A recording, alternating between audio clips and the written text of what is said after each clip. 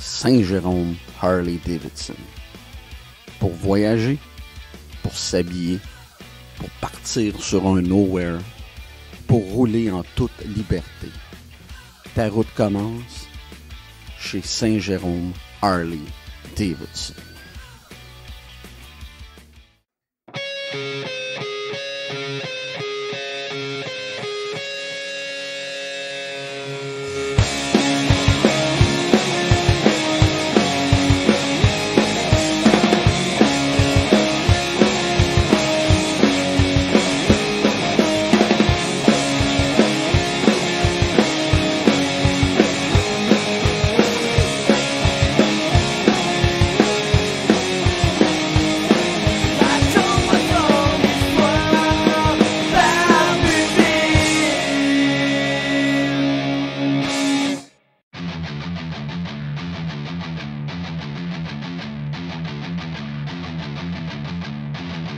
Barbu de ville!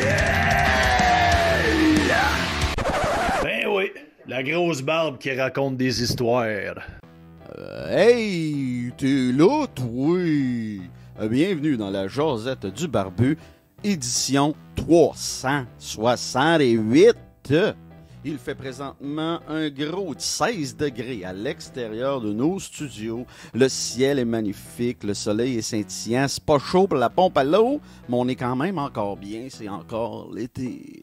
Hey, comment ça va en ce vendredi? Mais là, le plus important, il y a juste ça d'important. T'as-tu fait ton lit à matin? Toi, chose. T'as-tu fait ton lit comme David Gogan? T'as-tu fait ton lit comme Joe Rogan? T'as-tu fait ton lit comme Vitaly Klitschko, le maire de Kiev? T'as-tu fait ton lit comme Jean-Yves Lavoie de Angel Volker? As-tu fait ton lit comme le métronome Simon Chartrand de chez Cascade? 30 ans à travailler chez Cascade, pas manquer une journée d'ouvrage. As-tu fait ton lit comme le barbu de ville? Pourquoi t'aurais fait ton lit? Ben, parce que c'est la première réussite de ta journée, c'est une micro-réussite. Ben non, t'as pas été sur la planète Mars. Ben non, t'as pas fait une opération à cœur ouvert. Mais le premier geste de ta journée a été une réussite. Voilà. Fait que t'as-tu fait ton lit à matin? C'est ça la question. Premier sujet de la journée. T'as-tu commencé à réécouter Jean-Charles Lajoie le matin sur BPM 91.9 Sport, battements par minute? T'as-tu recommencé à écouter le show de l'ami JC Lajoie le matin de 6 à 9? Attends un instant. Je suis en train de taper quelque chose. Je préparais quoi? Bon. Ben là, un matin, au show de JC, tu sais qu'il y a des chroniques de Denis Coderre. C'est un nouveau chroniqueur dans la nouvelle émission de Jean-Charles le matin. Ben, je voulais le souligner parce que Denis Coderre, un matin, a fait une chronique exceptionnelle. C'était du bon. Le gars, c'est un naturel à la radio. Il aime ça parler. Il a une grande gueule. Il y a beaucoup de choses à dire. Et quand je dis une grande gueule, c'est pas négatif, c'est plutôt le contraire. Donc, c'est un naturel à la radio. Et j'ai adoré ce segment. J'adore ce segment. J'ai adoré la chronique de ce matin, d'ailleurs, qui parlait, entre autres, des Alouettes de Montréal, qui fait beaucoup jaser. En fait, l'équipe fait jaser, le propriétaire fait jaser. Il y a bien des choses qui se disent présentement, ces Alouettes de Montréal. Et puis, Denis Coderre en a avisé, en a jasé, en a parlé avec Jean-Charles. J'aime beaucoup la symbiose entre les deux gars, l'énergie entre les deux gars. C'est très, très bon. Puis il parlait même d'inviter les chefs de parti pour la prochaine chronique de Denis Coderre et parler du sport. Qu'est-ce qu'ils vont faire pour le sport au cours des 4 prochaines années. Donc, on va voir si François Legault va accepter l'offre, si Gabriel Nadeau-Dubois va accepter l'offre. On va voir tous ceux qui sont en place s'ils vont accepter l'offre. J'ai bien hâte de voir ça. Bref, bravo à Denis Coderre. Belle chronique. Un naturel. Manque pas ça. C'est autour de 7h30 le matin qu'il passe, lui. Je te le conseille fortement. Toujours intéressant. Toujours quelque chose à dire. Drôle. Pertinent. Des fois, il peut lâcher un sac. Puis c'est correct de même. j'aime beaucoup Denis Coderre. Quoi que vous en pensez. Voilà. C'était mon premier sujet. Ta minute, je vais aller voir où est-ce que je suis rendu. Voilà. Bon, deuxième sujet. Le UFC de samedi. UFC en après-midi. UFC à Paris, en France, à l'Arena, à l'Accor Arena. En finale, nous avons Cyril Bongaman-Gann, 10 victoires, une défaite directement de Paris, qui affronte l'Australien Tai Tuivasa, un aborigène de l'Australie, 15 victoires, 3 défaites, avec des blocs de ciment dans les mains. En demi-finale, un autre Australien, Robert Whittaker, 24 victoires, 6 défaites dans les poids moyens, 185 livres, contre l'Italien Marvin Vettori. Après ça, y a-tu d'autres combats soumis? Oh oui, chez les lightweight, les 155 livres. Le Montréalais, le Pitbull, John Makdessi affronte un nom moins tough, 13 victoires, 5 défaites, Nasrad Arparas. Et un autre combat souligné, le Québécois Charles R. Jourdain, directement de Belleuil, Québec, 13 victoires, 5 défaites, une nulle, affronte un autre client difficile avec ses 18 victoires, 5 défaites, Nathaniel Wood. Un autre combat souligné dans les préliminaires. Attention, le Français Benoît Saint-Denis, 9 victoires, 1 défaite, un no contest, fait retour au UFC après la raclée monumentale qu'il a mangée.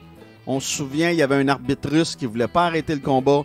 Puis ce combat-là aurait dû être arrêté. Il va affronter Gabriel Miranda 16-5. J'ai bien hâte de voir Benoît faire son retour. À noter que Benoît est un ancien militaire. Bon, mes prédictions, je vais y aller de prédictions pour 3 combats. D'accord? Les 3 combats qui m'intéressent le plus. Donc, je vais y aller tout de suite avec la finale chez les poids lourds. Cyril Bongaman-Gann affronte Tai Tuivasa. Qui va gagner ça? Ben, écoute bien. Techniquement, il n'y a aucune comparaison. Gann est supérieur à Tuivasa, il n'y a pas de doute là-dessus. Au niveau de la force de frappe, évidemment que ça va à Tuivasa. Debout, ça va à Tuivasa. Moi, je pense que Gann va vouloir rester loin de Tuivasa. Il va vouloir le jabber et peut-être l'amener au sol. S'il réussit à faire ça, Tuivasa est fait. La chose est, je vais dire une grande vérité de la palisse. Cyril Gann, oui, c'est un bon combattant, mais il n'est pas spectaculaire et ennuyeux. Moi, en tout cas, il m'ennuie. Ma prédiction, ça va être une prédiction de cœur. Je fais pas toujours des prédictions de tête. J'ai pas besoin de toujours le gagner dans mes prédictions. Je suis pas là, moi. Ben là, moi, je souhaite ardemment que Tai Tuivasa gagne ce combat parce que c'est rafraîchissant pour la division des lots. C'est rafraîchissant pour le MMA de voir un gars comme Tuivasa combattre. Il est charismatique. Le monde l'aime. Je souhaite ardemment que ce soit Tuivasa qui gagne. Chez les poids moyens, qui va gagner entre Robert Whittaker et Marvin Vettori? Ben, honnêtement, je vois pas comment Whittaker peut perdre ce combat-là. Moi, je vais avec un KO technique au 4e round pour Whittaker. Et l'autre combat dont je vais faire la prédiction, c'est Charles R. Jourdain contre Nathaniel Wood. On va mettre un 2 encore là. C'est une prédiction de cœur. Je vais y aller par décision avec Charles R. Jourdain. Voilà. Autre sujet. Je ne sais pas si tu as vu ça passer dans la presse de ce matin. Un article intéressant qui parlait du show Le Refuge. Daniel Bigra et Dan Bigra a annoncé qu'il n'était plus le porte-parole du show du Refuge. Et plus que ça, il va plus s'impliquer. Lui, ça fait 32 ans qu'il s'implique dans le show du Refuge. Il a 64 ans. C'est la moitié de sa vie. Puis il veut prendre ça plus tranquillement. Il est rendu à un certain âge. Puis je le comprends. Tout à fait. C'est tout à fait normal aussi, rendu à 64 ans. Tu sais, son père est mort jeune, son frère est mort jeune. Donc, lui, il va faire attention. Et c'est tout à fait normal. Et je comprends ça à 100 000 à l'heure. Et il s'est quand même beaucoup impliqué au cours des années. Là, on peut pas dire le contraire. C'est quand même 32 ans d'implication à donner son temps à être bénévole. Donc, il a annoncé ça cette semaine aux gens du Refuge. Là, il l'a annoncé publiquement. L'année prochaine, en décembre, au show du refuge, ben, on va voir un nouveau porte-parole et quelqu'un d'autre s'impliquer. Mais bref, c'est 32 belles années. Puis bravo à lui. Fait preuve de ténacité, fait preuve de constance aussi. Mais ça en prend des gens comme ça, des gens connus, qui s'impliquent auprès de causes. On a besoin de ça. Puis bravo à Dan Bigra qui a donné. Puis il peut aller se reposer en paix. À 64 ans, un gars, à un moment donné, a le droit de prendre un break. Attends-moi 2 secondes. Fait que je voulais le souligner ce matin. Je trouvais ça important. On fait souvent des mauvaises nouvelles, mais ça, pour moi, c'est dans le positif. Même si c'est triste en quelque part, c'est positif de souligner le travail énorme que Dan Bigra a accompli. Bravo à Dan Bigra. Autre sujet, les jeunes du CH. Attache ta tuque à ta minute. Attache ta tuque cette année. Une minute. On va avoir tout un camp d'entraînement à Montréal. Bon, là, ça s'astine à savoir qui c'est qui va être le prochain capitaine du Canadien. Bon, on verra bien. Moi, je ne ferai pas d'insomnie là-dessus. Bon, il y en a qui parlent de Joel Edmondson, certains parlent de Nick Suzuki et d'autres parlent de Brendan Gallagher. Ma réflexion, c'est pourquoi on ne laisse pas choisir les joueurs? Pourquoi les joueurs ne choisissent pas eux-mêmes leur capitaine? Pourquoi on ne fait pas un vote secret? Puis on laisse les joueurs choisir leur capitaine. Cette année, du moins, en tout cas, je ne sais pas que ça va avoir de l'air. Je pense pas qu'on va avoir une fiche gagnante. Mais une chose est sûre, ça va être une saison existante. On va voir plein de jeunes, puis ça, c'est le fun. J'ai hâte de voir Juraj Slavovsky. J'ai hâte de voir Kirby Dack. J'ai hâte de voir Justin Barron, Caden Goulet, Jordan Harris. Il va y avoir un paquet de jeunes. Puis ça va être bien intéressant. J'ai bien hâte de voir ça. Une minute. Je viens de prendre une autre petite gorgée. Ouais, j'ai bien hâte de voir ça. Ça va être super intéressant. En tout cas, ça ne sera pas une saison ennuyante. Puis là, la saison n'est même pas encore commencée. Probablement qu'il va y avoir d'autres mouvements de personnel. Kirby Dack n'est pas encore signé. J'ai hâte qu'il signe. Là, on va avoir le retour de Nick Suzuki avec Cole Caulfield. J'ai hâte de voir s'ils vont être avec Juraj Slavovsky. Apparemment qu'il y a eu un bon camp d'entraînement. Haberg Jack aussi, le défenseur, a eu un bon camp d'été. Lui, probablement, qui va commencer dans la Ligue américaine. Caden Goulet, j'ai hâte de voir ce qu'il va faire. En tout cas, il y a là des éléments très, très excitants qui promettent. On devrait avoir beaucoup de plaisir cette année en tant que partisan de hockey, puis partisan du Canadien plus particulièrement. Moi, j'ai bien hâte. Moi, t'avoue que l'année passée, j'étais un peu découragé jusqu'à ce que la nouvelle organisation arrive. Puis là, m'a dit, je suis très excité. Ah, j'oubliais, il y a les Sean Monahan de ce monde aussi là, qui arrivent. Là, il faut parler aussi de Raphaël Harvey-Pinard. J'ai hâte de voir ce que Pinard va faire. Est-ce que Drouin va commencer la saison à Montréal ou on va l'échanger? Qu'est-ce qui arrive avec Mike Hoffman? Il y a plein de questions encore. J'ai bien hâte de voir ça. Je suis bien excité par tout ça. Autre sujet. Sophie Durocher, un matin, article intéressant dans le Journal de Montréal qui parle d'une chronique de Louis Morissette dans le Véro Magazine. Bon, évidemment, elle est un peu sarcastique, mais en même temps, elle donne à César ce qui appartient à César. C'est vrai que Louis Morissette, ses chroniques sont très intéressantes dans le magazine Véro. Ben, en tout cas, moi, je les trouve bien intéressantes, puis Sophie aussi. Puis là, elle parlait de cette chronique-là qui disait que la chronique qui parle de la chronique, hein, puis moi que je parle de la chronique en faisant ma chronique. Morissette disait que nos jeunes, pas notre génération, nous, mettons les 40 ans et plus, là, mais les 30 ans et moins, s'intéressaient plus à la culture québécoise, aux vedettes québécoises, s'intéressaient plutôt à Netflix, Prime Video, Amazon, Spotify. Puis c'est un peu vrai.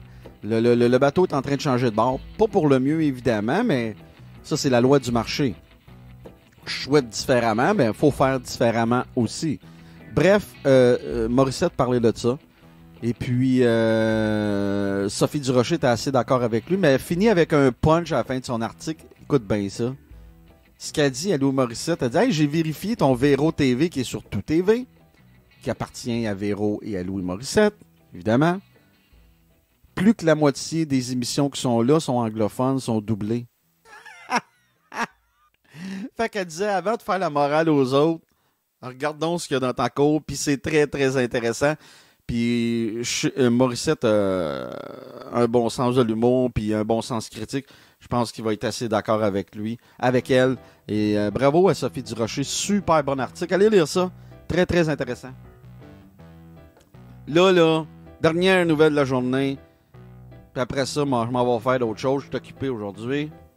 Écoute bien ça. Tu vas être assommé. Qui c'est qui se présente pour la CAQ? J'en revenais pas. Roulement de tambour.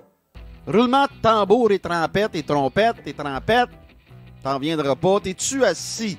Non, mais là, faut que tu sois assis. Si t'es en auto, attache ta ceinture. Si t'es chez vous, assis-toi sur une chaise, assis-toi sur le divan, étends-toi dans ton lit. Faut pas que tu sois debout, tu vas tomber. Je te le dis. La nouvelle du jour. Il y a des pancartes qui ont été aperçues dans le coin d'Hochelaga Maisonneuve avec la face d'Hélène Boudreau qui se présenterait pour le parti de François Legault, la CAQ. J'en revenais pas. J'ai vu cette pancarte-là. Cette pancarte-là, je vais te la mettre avec l'épisode de la Jazette 368. Mais là, faut que je te dise la vérité. C'est un montage. C'est un gars qui a fait un Photoshop. Il a pris le temps de faire une pancarte électorale. Puis il a été posé ça sur un poteau. C'est un gag. C'est un stun. Le gars, c'est un troll. Mais c'est très drôle. Ça faisait le tour de Twitter un matin. Voilà. T'as eu ta dose d'Hélène Boudreau. Tu peux aller faire ta journée en paix. Hey, sur ce, je te souhaite. Là, la fin de semaine s'en vient. Tu vas me faire plaisir. Tu vas décrocher. Enjoy. Enjoy your life. Profite donc du temps qui passe. La vie, c'est court. La vie, c'est fragile. Comme dirait Luc de la Rochelière. Ben, profite-en donc. Va faire un tour avec ta blonde, avec ton chum. Va voir un film. Va manger dans un bon restaurant. T'as pas d'argent? Va prendre une bonne marche dans le parc. Va sur le bord de l'eau. Regardez-vous dans les yeux. Va t'amuser avec tes enfants. Va rire. Enjoy the life. C'est ça qu'il faut faire. La fin de semaine s'en vient. Bon, peut-être que tu travailles en fin de semaine. Ben là, profite des soirs. C'est ça qui arrive. Je veux dire, casse-toi pas la tête. La vie, c'est assez compliqué de même. Moi, dire comme Forrest Gump, life is like a box of chocolate. You never know what you're gonna get. Voilà. Fait que, on ne sait pas ce qui va arriver. On ne sait pas ce qui nous pend au bout du nez. Fait qu'on est aussi bien d'en profiter. Fait que dans ce sens-là, moi, je te souhaite le plus beau vendredi de ta vie. Aussi simple que ça. Cet épisode est une présentation de Chef Maison. Chef Maison, le meilleur traiteur, ça arrive sud de Montréal. Peu importe ta situation familiale ou ton besoin, ben Roger, le propriétaire, a un format pour toi. T'en veux-tu des choix? Familial 5 jours, monoparental 5 jours, individuel 5 jours, format grande famille. Familial 2 jours, monoparental 2 jours, individuel 2 jours, grande famille 2 jours. Puis là, je t'ai même pas parlé des forfaits lunch à part de ça. T'as juste à appeler au 438-872-9500. Puis mon ami Roger Yengang va se faire un plaisir de bien te servir. Parce qu'oublie pas, ça tu le sais, Chef Maison, la solution.